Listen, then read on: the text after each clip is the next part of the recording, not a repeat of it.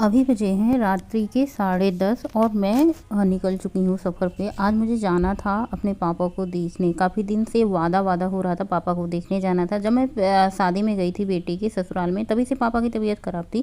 लेकिन तब इतना पता नहीं था कि क्या है क्या नहीं है, क्या बीमारी है। लेकिन अब पता चल चुकी है क्या बीमारी है, क्या है क्या नहीं है, सब कुछ पता है। लेकिन मैं यहाँ पे शेयर नहीं करना चाहती कि उनको क्या हुआ है।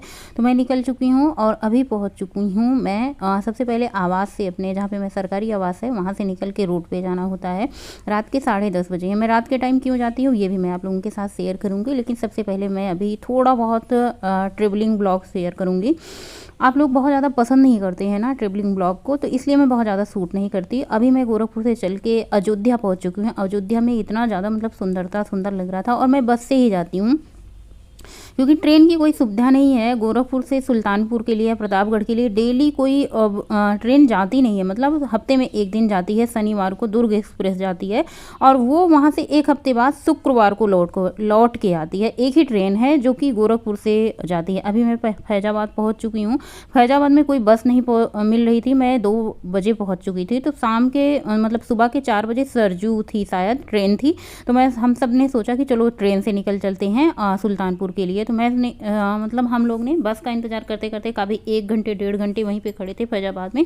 लेकिन कोई बस नहीं मिली। तो मेरे पास टाइम था, हम सबके पास टाइम था, 4 बजे की ट्रेन थी। तो हम सब लोग ऑटो पकड़ के रेलवे स्टेशन आ चुके, जो कि फैजाबाद रेलवे स्टेशन है। और वहाँ से हम लोगों ने 4 बजे सरजू पकड़ी, सरजू जो कि प्रतापगढ़ ले जाएगी। और ट्रेन, रेलवे स्टेशन इतना अच्छा लग रहा था ना, हर कलर में रेलवे स्टेशन जल रहा था, जो कि मुझे बहुत अच्छा लग रहा था, बहुत अच्छा लग रहा था। इस ब्लॉग में मैं बहुत ज़्यादा चीज़ें आप लोगों के साथ शेयर नहीं करूँगी। जब से मैं आई हूँ ना, मेरा मानसिक संतुलन थोड़ा सा हिल गया है। मतलब कह लें कि जैसे ब्लॉग शूट करते हैं, मैं उस तरीके से कोई ब्लॉग्स नहीं बना पा रही हूँ पूरी तरीके से। कितना भी मन को अपने व्यस्त रख रही हूँ ना कहीं देखिए पिता हैं तो उनका बार बार ख्याल आ ही जाता है। और ख़ास करके जब दिन में हम 1-2 बार बातें कर लेते हैं घर में, तो फिर हाल चाल पता चल जाता है ना, उससे और भी मन बहुत ज़्यादा उदास हो जाता है। तो इसकी वजह से मैं बहुत ज़्यादा ब्लॉग शूट नहीं कर रही हूँ। हालाँकि मैं बहुत कोशिश कर रही हूँ व्यस्त रहने की। तो देखिए पापा की जो हालत है, ये देखिए बिस्तर पे बैठे, मतलब लेटे हुए हैं। एक बार भी बैठते नहीं, कभी कभी उनका मन होता है तो बैठ जाते हैं। पापा बहुत मोटे थे, लेकिन आजकल ना एकदम से पतले हो चुके हैं, एकदम पूरा एकदम हड्डी हड्डी बची है। देखिए आप लोग भी।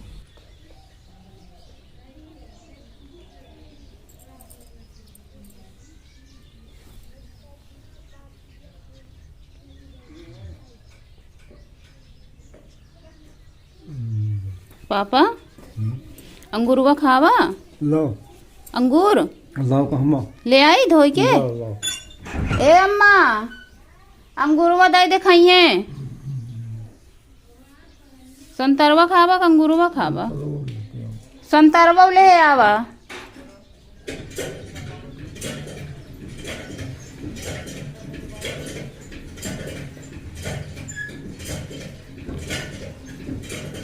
खनवा नो ना खावा कुछ? पापा अंदर दाल खाओ। संझक दाल खावा, कुछ पियात नहीं ने?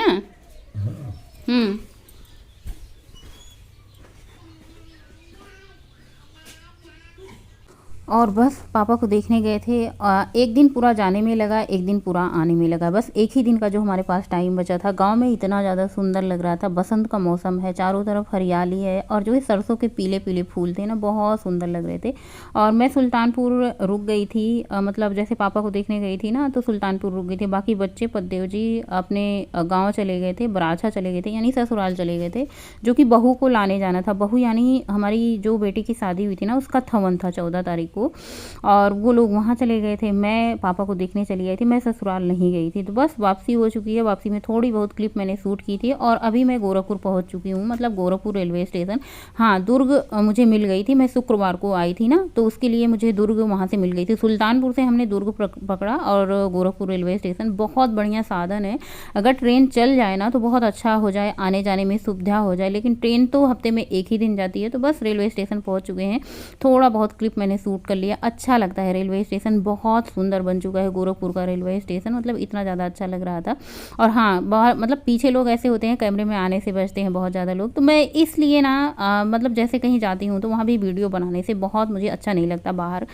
पता नहीं क्यों मुझे अनकंफर्टेबल लगता है। एक बार पद्देव जी भी रहते हैं, कहते हैं क्या वीडियो बना रही हो, चलो रास्ता चलो। फिर ये होता है कुछ अच्छी चीज़ें देखती हूँ तो मैं थोड़ा बहुत शूट करती हूँ। फिर गोरखपुर रेलवे स्टेशन का नज़ारा है, जो कि यहाँ पे ये बहुत मतलब सुंदर सुंदर मिट्टी की बनी हुई प्रतिमाएँ रखी हुई थी, बहुत सुंदर लग रहा था, मतलब बहुत सुंदर लग रहा था। ये बाहर का नज़ारा है। रात के बज चुके हैं 8:30, 8:30 बजे हम लोग दुर्ग से आ चुके हैं। हमारी ट्रेन जो कि 4:15 थी सुल्तानपुर से, 4-4-8 यानी 4 घंटे 4.5 घंटे में हम लोग पहुंच चुके थे। घर आके इतनी ज़्यादा थकान हो रखी थी, 2 दिन से ठीक से खाना नहीं खाया था। देखिए जब हम किसी की तबीयत के मतलब ऐसे देखने जाते हैं, बीमार रहता है कोई ना, तो वहाँ पे खाने पीने का बिल्कुल नहीं होता। तो ये मान के चलिए कि 3 दिन मैंने भरपेट खाना नहीं खाया था, कभी यहाँ कभी वहाँ, सफ़र में ही बीत चुका था। घर आके मैंने दोनों कुकर में फटाफट से दाल चावल चढ़ाई, और घर का दाल चावल ये समझो कि एकदम अमृत जैसा होता है। और सबको मैंने दाल चावल सर्व किया। सब लोग, बच्चे भी थके थे, हम भी थके थे, पद्देव जी थके थे, सब लोग थके थे। फटाफट से दाल चावल अचार खाया। और ये मान के चलो ना कि रात के बज चुके हैं 10 बज चुके थे। घर आते ही इतने काम हो जाते हैं, घर की साफ़ सफाई करना। हालांकि मैंने बहुत ज़्यादा साफ़ सफाई नहीं की, सिर्फ बस बिस्तर उस्तर झाड़ा और बस सोने की तैयारी की। बाकी काम सुबह होंगे, पहले आराम कर लिया जाए। और फटाफट से मैंने मुँह धुला, हाथ धुला, सर में तेल लगाया, कंघा किया। ऐसे बाल एकदम बिखरे से पड़े हुए थे, मतलब एकदम बिखरे से पड़े थे। ऐसे ट्रेन वेन में ना बाल ऐसे उलझे उलझे हो जाते हैं, इतनी ज़्यादा लटे पड़ जाती है, तो उनको सुलझाया, तेल लगाया थोड़ा सा। उसके बाद फटाफट से बिस्तरा उस्तरा झाड़ा, आकर के लेट चुके हैं। इतनी ज़्यादा थकान हो रही थी, इतनी ज़्यादा रोए थे ना। जब मायके जाती हूँ 1-2 दिन के लिए जाती हूँ ना, इतना ज़्यादा मुझे रोना आता था, मेरी आंखें दुख रही थी, सर दर्द हो रहा था कि क्या बताएं। फटाफट से मैं लेट गई। और सुबह का टाइम है, सुबह उठी, बस अपने काम में चले लग जाना है। तो रात के बर्तन धुले हुए मैंने नहीं थे, थकान बहुत ज़्यादा थी, तो रात को बर्तन मैंने ऐसे रख दिया था उठा करके, खाना वाना खा के। उसके बाद मैंने सुबह उठी, सबसे पहले थायराइड की दवा ली, और मैं काली चाय बनाऊंगी क्योंकि दूध की कोई व्यवस्था है नहीं एक दिन पहले। तो यहाँ पे मैंने थोड़ा सा गुड़ लिया है, और इसमें मैंने अदरक डाली है, चाय पत्ती डाली है। चीनी की जगह मैंने गुड़ डाला है, और बढ़िया से ये काली चाय बना के हम भी पीते हैं, पद्देव जी को भी देते हैं पीने के लिए। अब मेरी तो वैसे भी चल जाएगी, मेरी सुबह हो जाती है बिना चाय की, लेकिन पद्देव जी की सुबह नहीं होती। उनको चाहिए चाहे काली चाहिए। वैसे काली चाय से उनका काम नहीं चलता, दूध वाली ही पीते हैं सुबह के टाइम, लेकिन अब दूध की व्यवस्था है नहीं, और मैंने कहा पैकेट वाला लाने की कोई ज़रूरत नहीं है। वैसे शाम तक दूध आ जाएगा, चलिए एक दिन की बात है, काली चाय पी लेते हैं, चल जाएगा काम।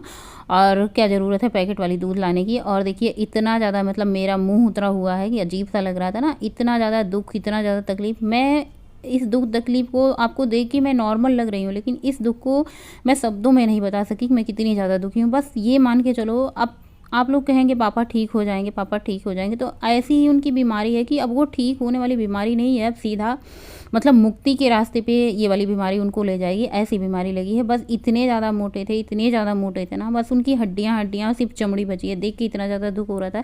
मैंने पूछा पहचान रहे हो, जब उनसे पूछा पहचान रहे हो, कहें हाँ पहचान रहे हैं। रिंकी हो? हाँ। कहाँ से आई हो? मैंने कहा गोरखपुर से। कहें तुम इतनी दूर रहती हो? हम कहें हाँ इतनी दूर रहते हैं। कहें आई हो तो आज रुक जाना। पहले कभी भी नहीं कहते थे कि रुक जाना। और सही बात बताऊँ, मैं बहुत सारी बातें ऐसी है जो मैं अपने अंदर मन के अंदर दबा के रखती हूँ, आप लोगों के साथ शेयर नहीं करती हूँ। बहुत ज़्यादा मतलब ऐसी बातें होती हैं ना कि क्या ही बताऊँ, मन को बहुत ज़्यादा तकलीफ़ देती। वैसे तो मुझे कोई तकलीफ़ नहीं है, कोई भी दुख नहीं है, खाने पीने, पहनने ओढ़ने रहने का कोई भी नहीं, लेकिन कभी कभी होता है ना, कुछ ऐसी बातें होती हैं, ऐसी चीज़ें होती हैं जो हमें जन्म से ही मिली होती हैं, वो दूर नहीं होती हमारे तब तक जब तक हम मरते नहीं हैं। तो बस ऐसा ही कुछ है। देख के थोड़ी सी संतोष हुआ, शांति हुआ। और 3 महीने पहले मैं जब गई थी ना, तो उनको तभी से पेट दर्द हो रहा था, तो लग रहा था तंबाकू वगैरह खाते हैं, इसकी वजह से पेट दर्द हो रहा होगा। लेकिन बाद में जब दिखाया गया तो पथरी डॉक्टर बोल रहे थे, लेकिन जब पथरी का अच्छे से चेकअप हुआ, लखनऊ उनको रेफ़र मतलब ले गए चेकअप के लिए बोले, तो पता चला कि पथरी नहीं है, कोई ऐसी बीमारी है जिसका ऑपरेशन भी नहीं है। बस ये है कि दवा खाएँ और जब तक चल रहे हैं चलें।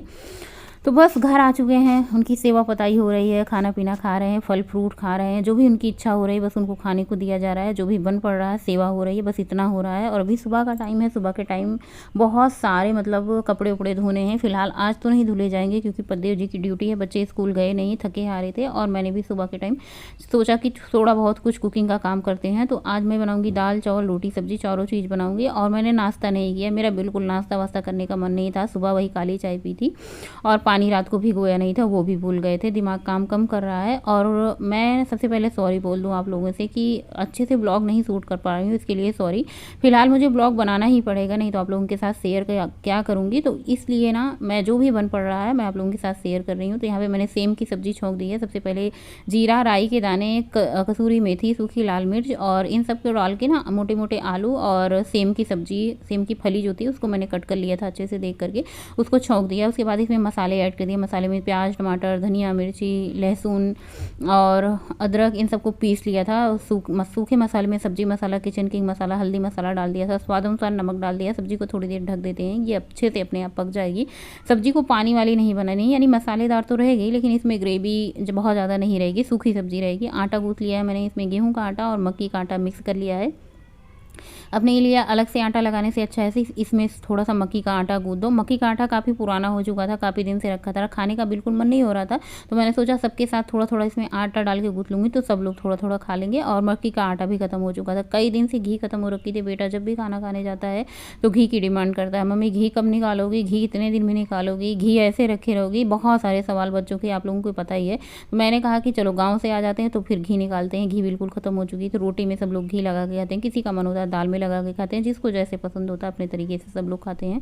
फिलहाल मेरा काम था डिब्बे में घी को डालना, मैंने डिब्बे में घी को डाल दिया। सब्जी हमारी पक करके डन हो चुकी है। मैं आलू को देख रही हूँ यहाँ पे पकी है कि नहीं। सेम की सब्जी बहुत अच्छी लगती है और गोरखपुर में आके मुझे पता चला कि सेम की सब्जी बनती है, वरना हमारे मायके में सेम की सिर्फ और सिर्फ इसकी चोखा बनता है। तो यहाँ पे दाल, चावल और चटनी, सॉरी अचार, मूली और सिंपल दाल बनाई थी मैंने, छौंका बघारा नहीं है, बिल्कुल मन नहीं हो रहा था, थकान भी हो रही थी। बस खाना खा के ये हो रहा था कि कुछ टाइम के लिए फिर से थोड़ा सा सो जाऊं। और यहाँ पे पद्देव जी भी बैठे हैं, वो भी लंच कर रहे हैं। बच्चे अपना लंच कर चुके हैं। दाल बहुत अच्छी लगती है तब जब गर्मा गर्म दाल हो और इसमें थोड़ा सा घी पड़ा हो। फिलहाल घी को मैंने स्किप किया है क्योंकि जो आलू की सब्ज़ी बनाई इसमें भी फैट होता है और मतलब तेल भी पड़ा हुआ था। खाना खाने के कुछ देर बाद मैंने पानी पी लिया, बर्तन किचन साफ़ सफाई कर दिया। बहुत ज़्यादा शूट वूट नहीं कर रहे हैं अभी वीडियो को। और ये अभी हो चुका है शाम का वक्त, शाम के टाइम ये बज रहे होंगे 3 साढ़े 3। मुझे भूख लगी थी, सेब रखा हुआ था, मैंने सुबह नाश्ता नहीं किया तो मैंने सोचा ये सेब काफ़ी दिन से रखी हुई हैं, चलो उनको खा लेते हैं। सेब कट ही कर रही थी तभी जो है माता श्री का फ़ोन आ गया कि पहुँची कि नहीं और कैसे पहुँची, कब पहुँची, इन सारी बातों में उलझ गए। उसके बाद शाम के अभी बज चुके हैं 4:30। मैंने सोचा आज वॉक पे नहीं जाएंगे, हो सकता है कि मैं वॉक पे ना जाऊँ, चलो अपनी एक्सरसाइज कर लेती हूँ। वैसे भी 3-4 दिन हो चुके थे इधर उधर भाग दौड़ में, सफ़र में। और फिर मैं आनाकानी करूँगी, मतलब वादा करूँगी कि आज करूँगी कल करूँगी, तो फिर टाइम निकल जाएगा। तो सबसे पहले ये पेट वाली एक्सरसाइज शुरू की, टमी के लिए बहुत ज़्यादा एक्सरसाइज अच्छी है। प्लस आपके थाई जो होते हैं, थाई के लिए भी ये एक्सरसाइज बहुत अच्छी होती है। यहाँ पे बहुत सारे कपड़े रखे हुए हैं जिनको भी फोल्ड करना है। मैंने सोचा सबसे पहले एक्सरसाइज कर लेती हूँ, ये सारे काम निपटा लेती हूँ, फिर कपड़े फोल्ड करती हूँ। तब तक पद्देव जी आ जाएंगे, चाय वाय बनाने का टाइम हो जाएगा। और सुबह के टाइम मुझे वक्त नहीं मिलता क्योंकि होता है ना, मन ही नहीं होता। वक्त की क्या बात होती है, जैसे जब बच्चों की छुट्टी होती है तो लेट उठते हैं और जब बच्चों का स्कूल होता है तो फिर टिफ़िन बनाने में लग जाते हैं। तो इस तरीके से हमारा वक्त निकल जाता है। और हमें एक्सरसाइज, जैसे हमें रोज़ डेली में स्नान करना, खाना खाना, सारे के सारे काम हम डेली करते हैं, वैसे हमें अपने रूटीन में एक्सरसाइज को डेली शामिल कर लेना चाहिए। इससे क्या होता है कि हम जो भी खाते पीते हैं हमारा वजन नहीं बढ़ेगा, जो हमारे खाने पीने को शरीर को लगता है वो हमारी एक्सरसाइज से बैलेंस बना रहेगा। और कभी कभी होता है ना कि हम खाते पीते ओवर ईटिंग कर लेते हैं, इससे क्या होता है हमारी कैलोरी जो होती है बर्न होती है। अगर आप हो सके तो दोनों टाइम एक्सरसाइज करें और दोनों टाइम ना हो सके तो एक टाइम एक्सरसाइज करें, ज़रूर से ज़रूर करें।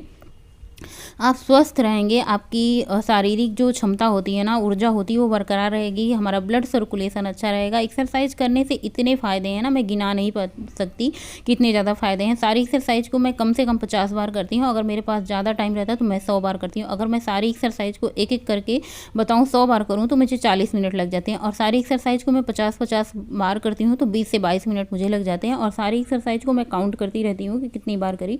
अगर मैं काउंट नहीं करूँगी तो पता कैसे चलेगा कि मैंने कितनी बार किया है। तो सारी एक्सरसाइज को काउंट करती रहती हूँ, जिसमें सारी की सारी फुल बॉडी एक्सरसाइज है, जो कि पैर से लेके चेस्ट से लेके गले से लेके पैर से लेके, मतलब टमी से लेके सारी की सारी एक्सरसाइज है, फुल बॉडी एक्सरसाइज है। कुछ एक्सरसाइज मैं पैर से करती हूँ, कुछ एक्सरसाइज मैं हाथों की करती हूँ।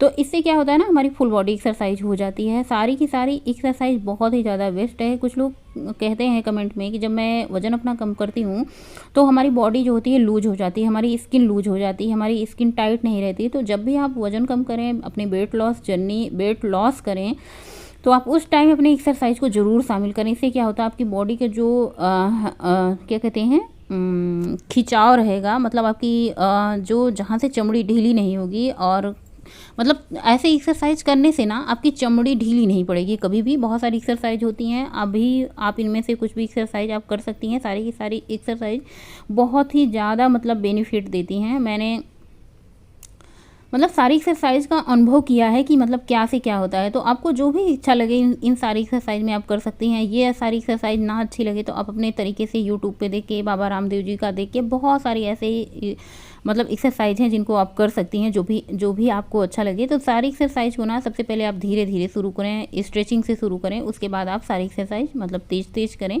बहुत ज़्यादा तेज़ एक्सरसाइज करने की ज़रूरत नहीं होती है, बस बैलेंस अपना बनाए रखें। अगर आप खड़े होकर एक्सरसाइज कर रहे हैं तो आप अपना बैलेंस ज़रूर बनाए रखें, नहीं तो आप गिर सकते हैं। अब मेरी आदत बन चुकी है धीरे धीरे, मुझे 15 से 20 दिन हो चुके हैं एक्सरसाइज करते हुए। पहले मैंने एक्सरसाइज ठंड में छोड़ रखी थी, क्योंकि ठंड इतनी ज़्यादा पड़ रही थी ना कि कंबल से बिस्तर से निकलने का मन नहीं हो रहा था। खाना खाया तुरंत बिस्तर में चले जाते थे। अभी शाम का टाइम हो चुका था, मैंने सोचा थोड़ा सा टाइम है मेरे पास, चलो वॉक करके आते हैं। मौसम काफ़ी ज़्यादा अच्छा हो रहा है और धूप भी हो रही है। शाम का टाइम हो चुका है, देखिए लाइट जल चुकी है और मेरा वॉक हो चुका है। एक चक्कर वॉक लगाया है। सारी सखी सहेली थी, उनसे बातें हुई, पूछ रही थी गाँव में पापा कैसे हैं, देख के आई। मैंने कहा हाँ ठीक ठाक हैं।